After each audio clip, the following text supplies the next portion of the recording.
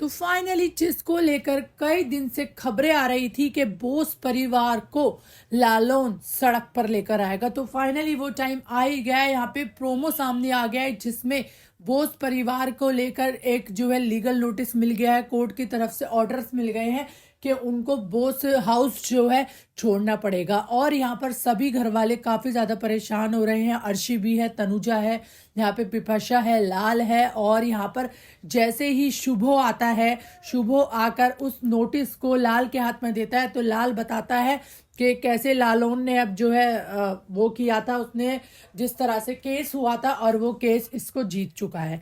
अब वो केस जीत चुका है, तो जिसके बाद में कोर्ट से ऑर्डर मिल गए हैं कि शुभो को वो घर खाली करना पड़ेगा, पूरे बोस परिवार को खाली करना पड़ेगा।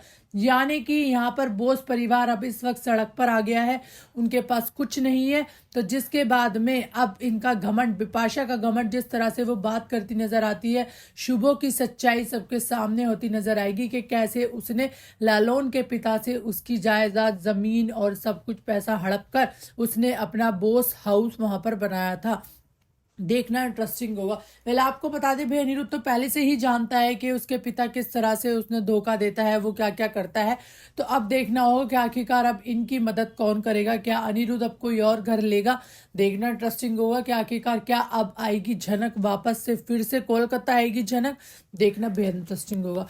आपको बता दें, यहाँ पर बहुत जल्द आप देखने वाले हैं कि कैसे अब जो है अर्शी क्या कदम उठाएगी, अर्शी क्या करेगी, क्योंकि अर्शी के ऊपर आए दिन नई मुसीबत आ जाती हैं, कभी अनिरुद्ध को लेकर। तो अब जब फाइनली वो अनिरुद्ध के साथ उसकी वाइफ बन चुकी है, उसकी अधूरी शादी पूरी हो चुकी है, तो इसके बाद भी अब जो है अर्शी को वो घर छोड़कर खाली कर कर जाना पड़ेगा। तो देखना इंटरेस्टिंग होगा कि आखिरकार अब इस बोस परिवार की मदद कौन करेगा। क्या झनक आएगी अब कोलकाता बोस परिवार की मदद करने के लिए? आपका इस पर क्या है कहना, कमेंट सेक्शन में ज़रूर बताइए। साथ ही हमारे चैनल को सब्सक्राइब करिए ऐसी लेटेस्ट अपडेट के।